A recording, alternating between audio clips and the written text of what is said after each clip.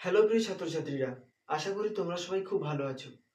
তো পূর্বের ভিডিওর মতো আজকের ভিডিওতে আমরা আর একটা বিষয় নিয়ে আলোচনা করব। তো সেটা হচ্ছে কি না, গেস্টাল্ট থিওরি। গেস্টাল্ট থিওরি বা সমগ্রতাবাদ। গেস্টাল্ট থিওরি বা সমগ্রতাবাদ, এটা নিয়ে আমরা আজকের ভিডিওতে আলোচনা করব। তো প্রথমেই বলে দিই, তোমরা যারা এই চ্যানেলে নতুন রয়েছে তোমরা চ্যানেলটিকে সাবস্ক্রাইব করে নাও এবং পাশে থাকা বেল আইকন ক্লিক করে চ্যানেলের সঙ্গে থাকো। আর ভিডিও ভালো লাগলে ভিডিওতে একটি লাইক করবে এবং তোমার বন্ধুদের জানাতে পারো। তো চলো আমরা পড়াশোনা শুরু করি, কারণ আমাদের ভিডিওটা দীর্ঘ হয়ে যাবে যদি আমরা অন্য কথাগুলো বলি। তো দেখো, এই যে গেস্টাল্ট, GESTALT, এই গেস্টাল্ট শব্দের বাংলা প্রতিশব্দ, ঠিক আছে। একে আমরা সমগ্রতাবাদ বলি এবং এর একটা বাংলা শব্দ রয়েছে, সেটা হচ্ছে কি না প্যাটার্ন।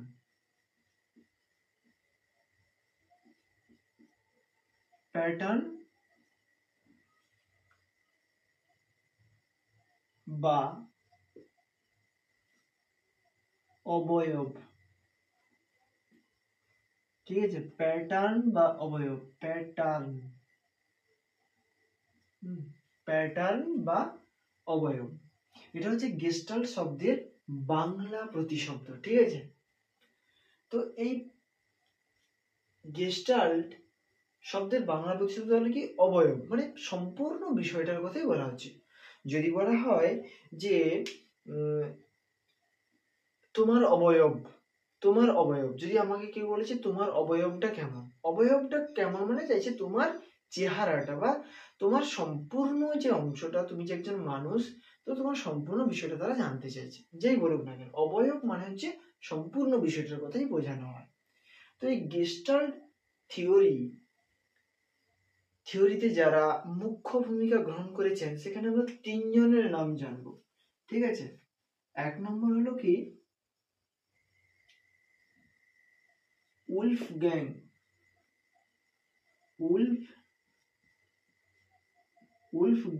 কোহলার।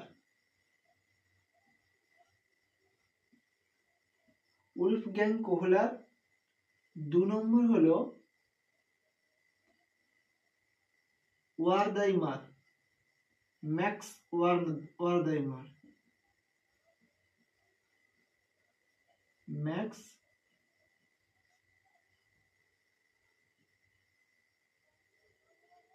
ওয়ারদাইমার। আর একজন রয়েছেন, তিনি হলেন কে কুর্টজকপকা বা কুর্ট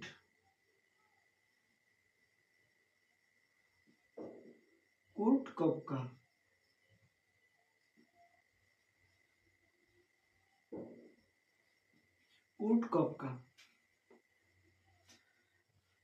তো এই কোহলার, ওয়ারদাইমার এবং কুর্ট কপকা, তো এই তিনজন গেস্টাল্টবাদীরা এই গেস্টাল্ট থিওরিটাকে সাজিয়েছেন।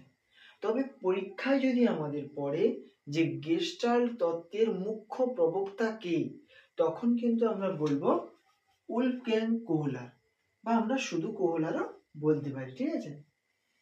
তো এইটা হচ্ছে আমাদের আজ থিওরি, যে এই গেস্টাল্ট তত্ত্ব।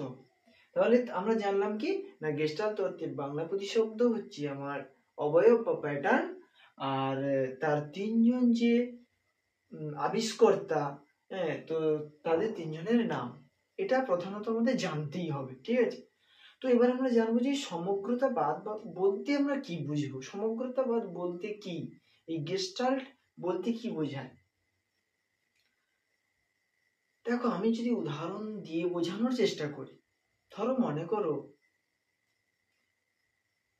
প্রথমে বলি সমগ্রতাবাদ বলতে সম্পূর্ণ অংশটার কথাই বোঝানো হচ্ছে, ঠিক আছে। সম্পূর্ণ বিষয়টাকে তোমাকে দেখতে হবে। ধরো মনে করো তুমি বিদ্যালয়ে গেছো, তোমার বিদ্যালয়ের পাশে একটা পেয়ারা গাছ রয়েছে, ঠিক আছে।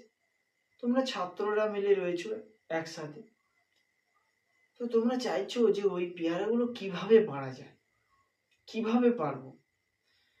তো গাছে উঠলে যদি স্যার দেখতে পায় তাহলে সেখানে আমাদের বকাঝকা করতে পারে বা মারধরও করতে পারে। তো সে কারণে তোমরা চাইছো যে কিভাবে আমরা ওই পেয়ারাগুলো পারবো। তোমরা বন্ধুকে বললে যে কিভাবে পেয়ারাটা পারা যায় বল দেখি। তো সে দেখছে, সে একবার হয়তো ভাবছে কি উঠবে গাছে, কিন্তু সে উঠতে চাইছে না বা উঠতে পারছে না। কেন না, স্যার দেখতে পেলে বকবে। তো এটা একটা সমস্যা সৃষ্টি করছে, উঠতে পারছে না, তবুও কিন্তু তারা চাইছে পেয়ারাগুলো পারতে। তখন সে ওই বিষয়টাকে নিয়ে ভাবছে যে কিভাবে পারা যায়। দেখতে দেখতে হঠাৎই তার মধ্যে মনে হলো যে আমরা যদি বিদ্যালয়ের ওই তেতলার ছাদে গিয়ে বারান্দার একটা পিলার ধরে সামনে কিছুটা ঝুঁকি, তাহলে ওই পেয়ারা পর্যন্ত হাত আমাদের চলে যায়। তো এই ধারণাটা পাওয়ার সঙ্গে সঙ্গে সে ওই তেতলার ছাদে উঠে বারান্দার একটা পিলার ধরে একটু ঝুঁকে পেয়ারাটা পেড়ে নিল। তাহলে সমস্যার কিন্তু সমাধান হয়ে গেল। তারপর সে তার বন্ধুরা মিলে খেয়ে নিল। তাহলে সমস্যার কিন্তু সমাধান এখানে হয়ে গেল। তাহলে দেখো এখানে কি ছেলেটা সম্পূর্ণ বিষয়টাকে দেখেছে। পেয়ারা গাছ থেকে স্কুলের দূরত্ব, তেতলার উপর ছাদ থেকে পেয়ারা পর্যন্ত দূরত্ব, এগুলো দেখার পরেই তার মধ্যে হঠাৎ একটা সমস্যা সমাধানের পথ উঠে এসেছে। তো এরকম যখন বিষয়টা হবে, অর্থাৎ কি হঠাৎই সমস্যার সমাধানের পথ আমাদের মধ্যে চলে আসবে, তখন সেটাকে বলা হবে সমগ্রতাবাদ বা গেস্টাল্ট, বা বলা হবে অন্তর্দৃষ্টিমূলক শিখন। আমাদের পরীক্ষায় থাকে যে অন্তর্দৃষ্টিমূলক শিখন কাকে বলে। অন্তর্দৃষ্টিমূলক শিখন,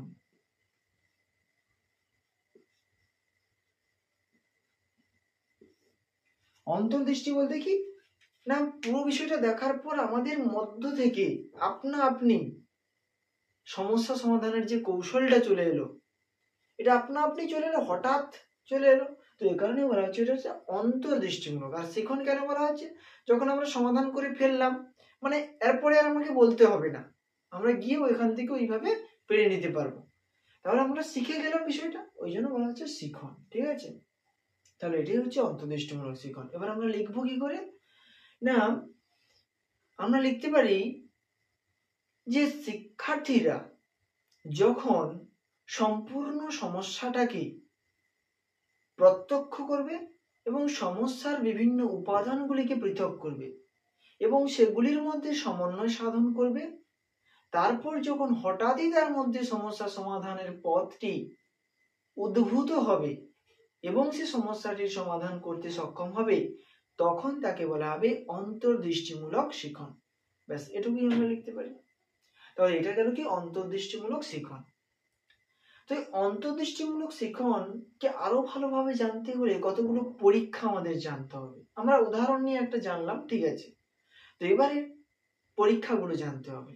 এখানে আমরা দেখব যে কোহলার মানে উলফ গ্যাং কোহলার তিনি শিম্পাঞ্জিদের উপর পরীক্ষা করেছে, ঠিক আছে, এবং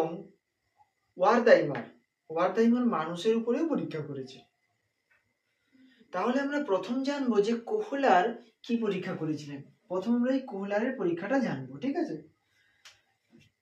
পরীক্ষাগুলো আমরা না জানলে কিন্তু আমরা পুরো বিষয়টাকে বুঝতে পারবো না, কারণ আমাদের পরীক্ষাতেও মানে আমাদের যে রিটিন হবে সেখানেও কিন্তু কোহলারের পরীক্ষা থাকতেও পারে, ঠিক আছে।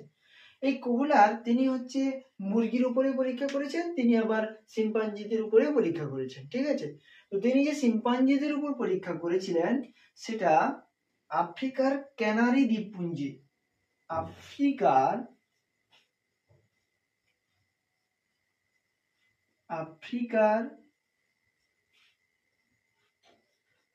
ক্যানারি দ্বীপপুঞ্জে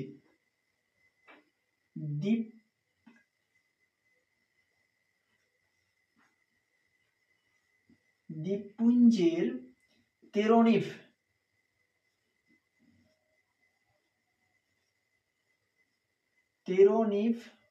একটা জায়গা রয়েছে, তো সেখানে তিনি শিম্পাঞ্জিদের উপর পরীক্ষা করেন। তো এই সালটা কত ছিল না 1913 থেকে 1917, ঠিক আছে। 1913 সাল থেকে 1917 সাল পর্যন্ত তিনি পরীক্ষা করেন কাদের নিয়ে? শিম্পাঞ্জিদের নিয়ে। তো এই পরীক্ষাটা কি ছিল সেটা এবার আমরা জানবো। তাহলে এখন আমরা জানবো কি পরীক্ষাটা। শিম্পাঞ্জিদের উপরে তিনি যে পরীক্ষাগুলো করেছিলেন, দুটো পরীক্ষা করেছিলেন, মানে অনেক পরীক্ষাই করেছেন, তার মধ্যে দুটো পরীক্ষা খুব ইম্পর্টেন্ট। হ্যাঁ, দুটো পরীক্ষা খুব গুরুত্বপূর্ণ, যেখান থেকে আমরা ভালোভাবে ধারণাটা নিতে পারবো। তো 1 নম্বর পরীক্ষা, প্রথম পরীক্ষা।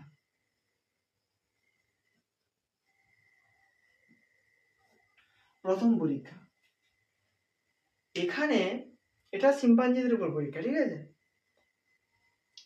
তো এখানে কোহলার কি করেছেন, একটা শিম্পাঞ্জিকে খাঁচার মধ্যে ঢুকিয়ে দিয়েছেন। একটা খাঁচা রয়েছে, একটা খাঁচার মধ্যে একটা শিম্পাঞ্জিকে ঢুকিয়ে দিয়েছে এবং সেই খাঁচার উপর থেকে একটা কলা ছড়া ঝুলিয়ে রাখা হয়েছে এমন উচ্চতায় যে শিম্পাঞ্জিটি যদি স্বাভাবিক দাঁড়ায়, মানে মেঝের উপরে দাঁড়ায়, মেঝের উপর দাঁড়িয়ে যদি কলা ছড়াটা নেওয়ার চেষ্টা করি তার নাগাল পাবে না।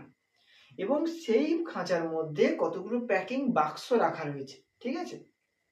প্যাকিং বাক্স রাখা রয়েছে যেগুলোকে যদি আমরা একটার উপরে আরেকটা সাজাই তাহলে উঁচু করা যায় কিছুটা, ঠিক আছে। এরকম প্যাকিং বাক্সগুলোকে রাখা রয়েছে এবং খাঁচার বাইরে আরো কতগুলো শিম্পাঞ্জিকে এনে রাখা হয়েছে, ঠিক আছে। তো এবারে কোহলার ওকে তো ঢুকিয়ে দিয়েছে ওইভাবে। কোহলার দেখলেন যে শিম্পাঞ্জিটিকে ঢুকে দেওয়ার সঙ্গে সঙ্গে সে কলাছড়াটা নেওয়ার জন্য লাফালাফি করতে লাগলো, কিন্তু সে কোনোভাবেই ওই কলাছড়া পর্যন্ত পৌঁছতে পারছে না। আর তার চারপাশে যে ওই প্যাকিং বাক্সগুলো রাখা ছিল সেগুলোও সে নাড়াচাড়া করছে না, ঠিক আছে, নাড়াচাড়া করছে না। তো যখন কোহলার দেখলেন যে ও নিজে কাজ করতে পারছে না, তখন কোহলার কি করলেন, নিজে খাঁচার ভিতরে ঢুকলেন, ঢুকে গিয়ে প্যাকিং বাক্সগুলোকে টেনে এনে একেবারে কলার যে ছড়া ঝোলানো রয়েছে তার নিচে একটার উপরে আর একটা সাজালেন, তারপর নিজে উঠে গিয়ে কলা ছড়া পারলেন, ঠিক আছে। এটা কিন্তু সেই ভেতরে থাকা শিম্পাঞ্জিটা দেখলো এবং বাইরে থাকা শিম্পাঞ্জিগুলো দেখলো। এরপর কোহলার আবার প্যাকিং বাক্সগুলো যথাস্থানে রেখে দিয়ে, মানে যেখানে আগে ছিল সেখানে রেখে দিয়ে বেরিয়ে এলেন। যখনই তিনি বেরিয়ে এলেন সঙ্গে সঙ্গে শিম্পাঞ্জিটি ওই প্যাকিং বাক্সগুলোকে টেনে এনে তার উপর দাঁড়িয়ে কলাছড়াটি পেড়ে নেয়, ঠিক আছে। তাহলে এটা হয়ে গেল পরীক্ষা এবং পর্যবেক্ষণ। তিনি এগুলো দেখলেন এবং তিনি বোঝার চেষ্টা করলেন। তো এইভাবে তিনি পরীক্ষাটিকে পুনরাবৃত্তি বারবার করতে লাগলেন। তিনি দেখলেন যে একইভাবে ওই শিম্পাঞ্জিটি প্যাকিং বাক্সগুলোকে টেনে নিয়ে একা একাই টেনে নিয়ে কলাছড়া পেড়ে খেয়ে নিতে পারছে, ঠিক আছে। তো এরপর তিনি কি করলেন, ওই শিম্পাঞ্জিটিকে চেঞ্জ করে অন্য শিম্পাঞ্জি, মানে যারা বাইরে থেকে দেখছিল তাদেরকে ঢুকিয়ে দিলেন, মানে তাদের মধ্যে একজনকে ঢুকিয়ে দিলেন। তিনি দেখলেন যে সেও কিন্তু ওই একইভাবে ওই প্যাকিং বাক্সগুলোকে টেনে এনে মানে তার উপর দাঁড়িয়ে কলাছড়াটা পেরে নিতে পারছে, ঠিক আছে। তো তিনি এর থেকে সিদ্ধান্ত নিলেন যে কি না, ওই যে শিম্পাঞ্জি সে পুরো ব্যাপারটাকে দেখার পরে তার মধ্যে একটা অন্তর্দৃষ্টি জাগ্রত হয়েছে। দেখো, সেকেন্ড শিম্পাঞ্জিটি কিন্তু পুরো বিষয়টাকে দেখেছে, তাই না? বা প্রথম শিম্পাঞ্জিটিও যদি হয়, সে কিভাবে পারতে হয়, কিভাবে কিভাবে বাক্সগুলোকে টেনে আনতে হয়, এগুলো সে সবটাই দেখেছে এবং তারপর সে নিজে উঠে গিয়ে কলাছড়া পেড়ে খেয়েছে। তাহলে পুরো বিষয়টাকে দেখার পর সে নিজের থেকে সমস্যাটা সমাধান করতে পারলো, তাই না? তাহলে এই যে ঘটনাটা ঘটলো এটাকেই বলা হচ্ছে অন্তর্দৃষ্টি, অর্থাৎ অন্তর থেকে সমস্যা সমাধানের পথ যখন আমরা খুঁজে পাই তখন সেটাই হচ্ছে অন্তর্দৃষ্টি। আচ্ছা, এবার কি হলো, এখানে কোহলার আর একটা বিষয় দেখাতে চেয়েছেন। কোহলার যে শিম্পাঞ্জিগুলো বাইরে থেকে দেখছিলেন তাদের তো এইভাবে একটার পর একটাকে ঢোকাচ্ছেন এবং তিনি দেখছেন যে তারা সঠিকভাবে শিখেছেন কিনা। তার মধ্যে আবার একজন সিম্পাঞ্জি, একটা বোকা টাইপের সিম্পাঞ্জি, সে কিন্তু বাইরে থেকে দেখেছিল, তাকে ঢুকে দেওয়ার সঙ্গে সঙ্গে সে কিন্তু ওই প্যাকিং বাক্সগুলোকে টেনে নিয়ে এসে তার উপর উঠে দাঁড়িয়ে কলাছড়া পারতে পারছে না। সে শুধু ঢুকে দেওয়ার সঙ্গে সঙ্গে সে শুধু লাফালাফি করছে। তাহলে দেখো এখানে কিন্তু দুটো আলাদা বিষয় আমরা দেখতে পাচ্ছি। প্রথমে দেখলাম কি সে সমগ্র বিষয়টাকে দেখে শিখে ফেলতে পেরেছে, তার শিখন হয়ে গেছে। কিন্তু দ্বিতীয় যে সিম্পাঞ্জি, যে পারছে না, বোকা সিম্পাঞ্জি, সে কিন্তু ওই কলাছড়া পেরে নেওয়ার যে শিখনটা সেটা আয়ত্ত করতে পারেনি। সে তাহলে কি আয়ত্ত করতে পেরেছে? সে এটাই আয়ত্ত করতে পেরেছে যে লাফালাফি করাটা, কলাছড়াটাকে দেখে লাফিয়ে যে ধরার চেষ্টা করা, এগুলো করাটা সে আয়ত্ত করতে পেরেছে, কিন্তু আর বাদ বাকিটা সে আয়ত্ত করতে পারেনি। তো এটাই তিনি প্রথম পরীক্ষার মাধ্যমে বোঝাতে চেয়েছেন যে আমরা যদি সমগ্র বিষয়টাকে দেখি তাহলে আমরা সঠিকভাবে শিখতে পারবো কোনো একটা বিষয়। ঠিক আছে, শুধুমাত্র কোনো অল্প কোনো একটা বিষয় যদি আমরা শুধু শিখে নিই তাহলে আমরা পুরো সমস্যাটা সমাধান করতে পারবো না। যেমন দ্বিতীয় বোকা সিম্পাঞ্জিটা কিন্তু পারলো না, সে শুধু ওই লাফালাফি করার যে কৌশল সেটাই সে আয়ত্ত করতে পেরেছিল। তাহলে এটা গেল হচ্ছে প্রথম পরীক্ষা। এবার দেখবো আমরা দ্বিতীয় পরীক্ষা।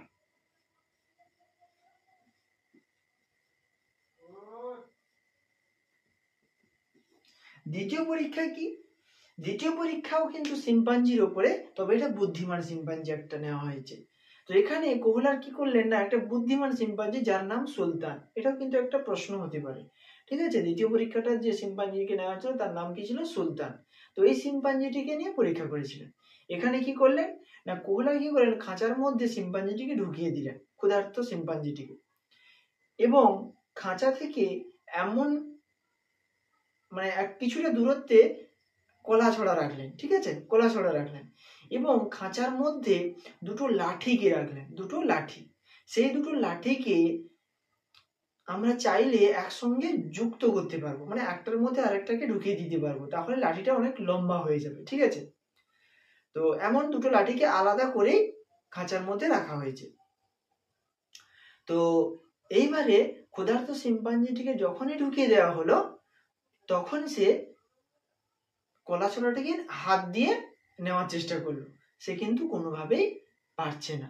হাত দিয়ে নেওয়ার চেষ্টা করলো, সে কিন্তু কোনোভাবেই পারছে না। তারপরে সে বিভিন্ন দিকে ছোটাছুটি করছে, কিন্তু পারছে না। তারপরে সে ওই লাঠিগুলো, মানে একটা লাঠি দিয়ে কলাছড়াটাকে টানার চেষ্টা করছে, কিন্তু কলাছড়াটাকে তো কিছুটা দূরে রাখা রয়েছে, দুটো লাঠিকে যদি একসঙ্গে করা যায় তবেই সেই কলাছড়া পর্যন্ত যাওয়া যাবে। তো সে একটা লাঠি দিয়ে চেষ্টা করছে, পাচ্ছে না। ঠিক আছে, তো এরপর কোহলার ওই সিম্পাঞ্জিটির সামনে গিয়ে, মানে দুটো লাঠিকে জোড়াতে হবে, মানে জোড়া, মানে এইরকম টাইপের, ঠিক আছে, এইরকম ভাবে দেখানোর চেষ্টা করছেন সেই সিম্পাঞ্জিটির সামনে গিয়ে, এইরকম টাইপের দেখানোর চেষ্টা করছেন যাতে সিম্পাঞ্জিটিকে, মানে সিম্পাঞ্জিটি বুঝতে পারে, তাকে ইঙ্গিত দেওয়ার চেষ্টা করছে, কিন্তু সিম্পাঞ্জি এসব কিছুই বুঝতে পারছে না। তো তারপরে সিম্পাঞ্জিটি ওই লাঠিগুলো নিয়ে খেলতে লাগলো। ঠিক আছে, খেলতে খেলতে সে কোনো একটা কারণে সে ওই লাঠি দুটোকে জুড়ে দিতে সক্ষম হলো।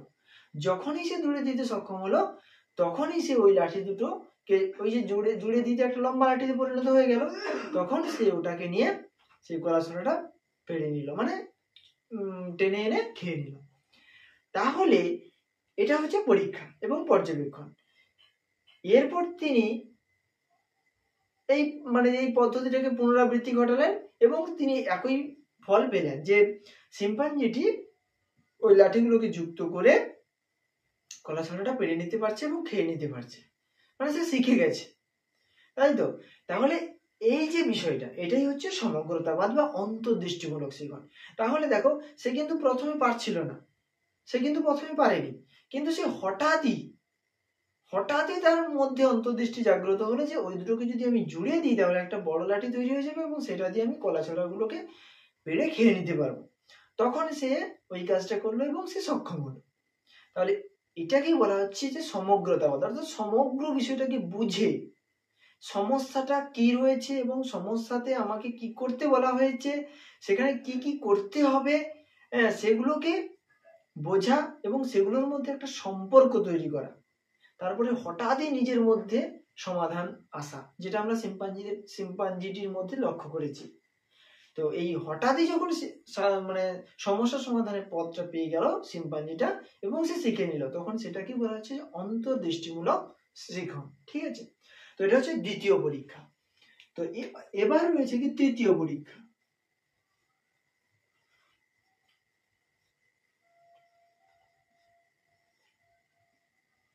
তৃতীয় পরীক্ষা কি না, তৃতীয় পরীক্ষায় তিনি মুরগির উপর করেছেন। তৃতীয় পরীক্ষা, এ পরীক্ষাটা কিভাবে করা হয়েছে,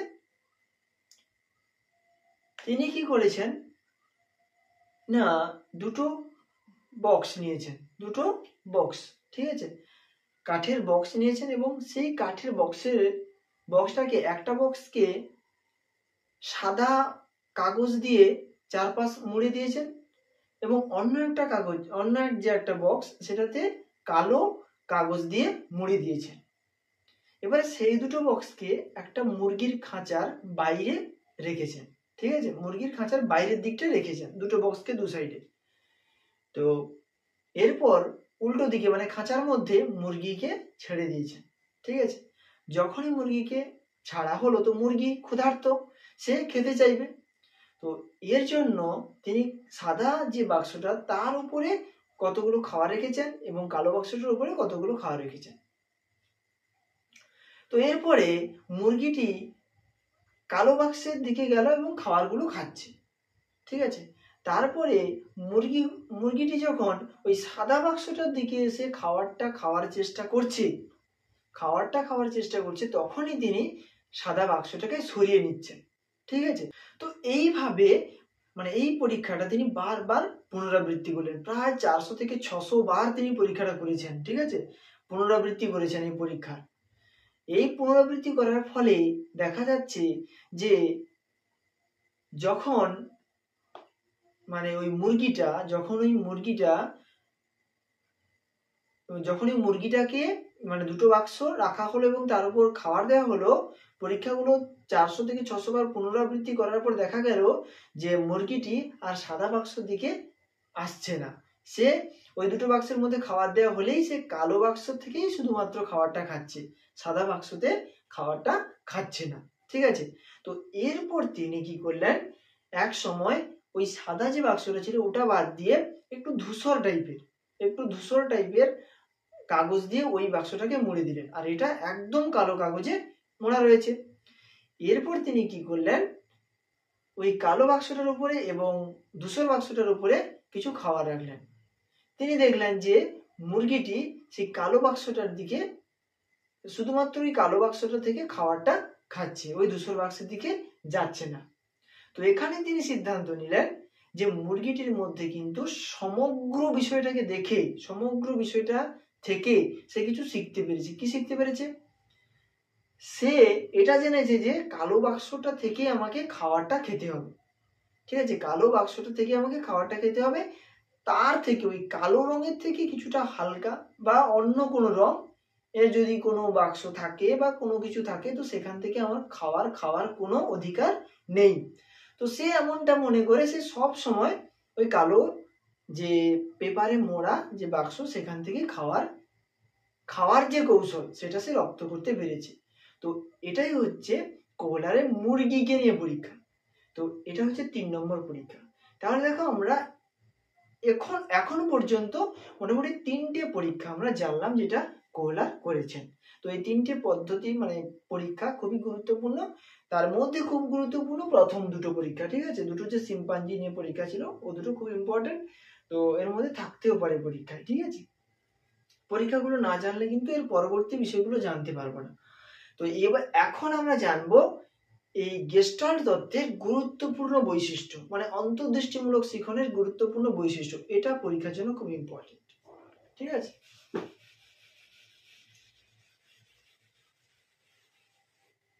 তাহলে এখন আমরা জানবো কি বৈশিষ্ট্য।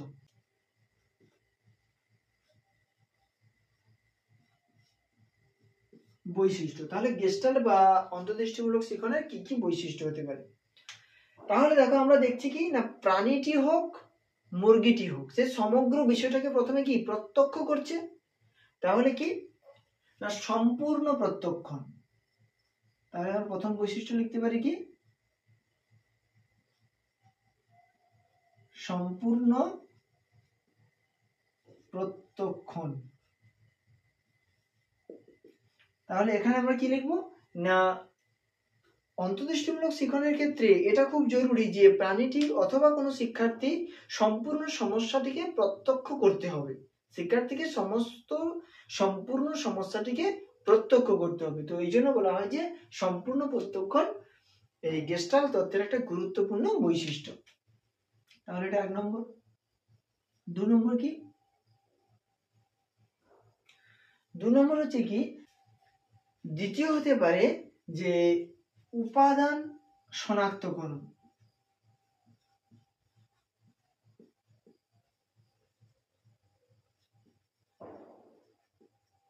উপাদান শনাক্তকরণ। উপাদান শনাক্তকরণ বলতে কি না, সমস্যাতে কি চাইছে, আমার কাছে কি কি উপায় রয়েছে বা আমার চারপাশে কি কি রয়েছে, এই উপাদানগুলোকে বুঝে নেওয়া, এটা কি বলা হচ্ছে যে উপাদান শনাক্তকরণ। তাহলে এখানে কি করবে না, শিক্ষার্থী কোনো একটা সমস্যা সমাধানের জন্য তার কাছে কি কি উপলব্ধ আছে এবং সমস্যাটিতে কি কি চাইছে, কোন কোন বিষয় রয়েছে সমস্যাটার মধ্যে, তো সেগুলোকে শনাক্তকরণ, সেগুলোকে চিহ্নিত করবে প্রথমে শিক্ষার্থী। তো সেটাই হচ্ছে কি উপাদান শনাক্তকরণ। তৃতীয়ত কি সম্পর্ক স্থাপন।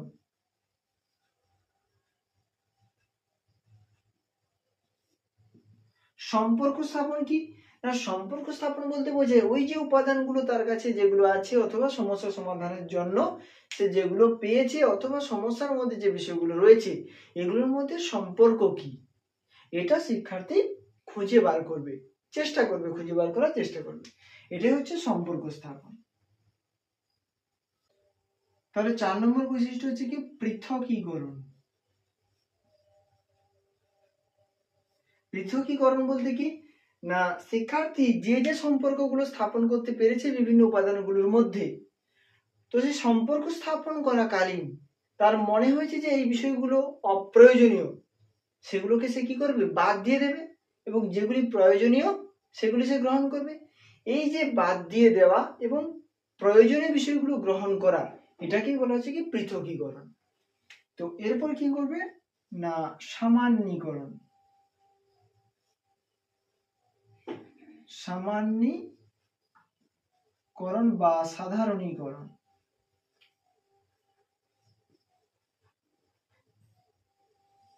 সামান্যীকরণ বা সাধারণীকরণের ক্ষেত্রে কি করবে না, এখানে ওই যে পৃথকীকরণ করে নিয়েছিল, তো সেগুলোর মাধ্যমে একটা সাধারণ সূত্রে উপনীত হবে, একটা সাধারণ সূত্রে সে উপনীত হবে, মানে সমস্যাটা সমাধান করার জন্য, তখন সেটাকে বলা হবে সাধারণীকরণ। আর সাধারণীকরণ হয়ে যাওয়া মানে তারপরে সর্বশেষ সমাধান ও শিখন। সমাধান ও শিখন অর্থাৎ কি না, এখানে কি না, শিক্ষার্থী সমাধান করে ফেললো, মানে সাধারণীকরণ করা হয়ে গেল, মানে একটা সে সূত্রে উপনীত হয়ে গেল, অর্থাৎ তার সমাধানের পথ সে খুঁজে পেয়ে গেল, এবং সে সেখান থেকে বিষয়টা শিখে নিল যে কিভাবে সমাধান করলাম, সেটা সে যখন শিখে গেল তার মধ্যে শিখন হয়ে গেল, আর সমাধান করা মানে সমাধান হয়ে গেল। তাহলে সমাধান ও শিখন কমপ্লিট। তো এগুলো হচ্ছে কি বৈশিষ্ট্য। তো এই বৈশিষ্ট্যগুলো এইভাবে লেখালাম কারণ, তো আমাদের যদি পরীক্ষায় পড়ে যে অন্তর্দৃষ্টিমূলক শিখনের স্তর, অন্তর্দৃষ্টিমূলক শিখনের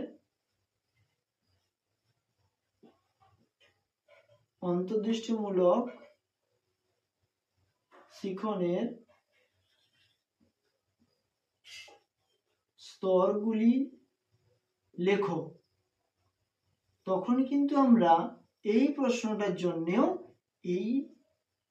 এই পয়েন্টগুলোই একেবারে যেভাবে লিখালাম সেভাবে আমরা আলোচনা করব।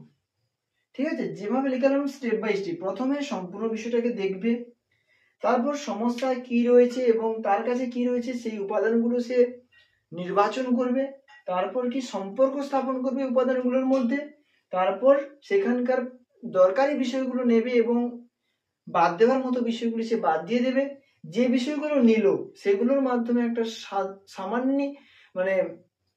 সূত্রে উপনীত হবে, বা সাধারণীকরণ করার জন্য সূত্রে উপনীত হবে, মানে সমস্যাটিকে সমাধান করার জন্য সে সূত্রে উপনীত হবে। তো সেটাই সাধারণীকরণ। তারপরে কি করবে, সেই সূত্রের সাহায্যে সমস্যাটি সমাধান করবে এবং তার শিখন হয়ে যাবে, অর্থাৎ সে শিখে নেবে বিষয়টা। তাহলে যদি স্তর পড়ে তো আমরা এটাই লিখবো, আবার যদি বৈশিষ্ট্য পড়ে তো আমরা এটাই লিখবো। আশা করি যেভাবে বললাম সেখান থেকে তোমরা নিজেরা এই যে স্তর বা বৈশিষ্ট্যের নোটসটা এখান থেকে তৈরি করে নিতে পারবে।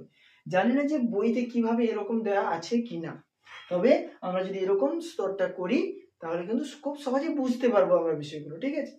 তো এই তত্ত্বের আরো বিষয় রয়েছে, এর মূল নীতিগুলোও রয়েছে, ঠিক আছে, এর মূল নীতিগুলো রয়েছে, সেটাও আমরা ডিসকাস করব, তবে পরবর্তী ভিডিওতে। আজকের ভিডিওটা এই পর্যন্ত। তো পরবর্তী ভিডিওতে আমরা অবশ্যই বাদবাকি বিষয়গুলো আলোচনা করব। তো সেই ভিডিওটা খুব শীঘ্রই আসবে। তো এই ভিডিওটি যদি ভালো লেগে থাকে তো লাইক করো এবং তোমাদের বন্ধুদের কাছে জানাতে পারো। আর পরবর্তী ভিডিও আসা পর্যন্ত তোমরা সুস্থ থেকো, ভালো থেকো।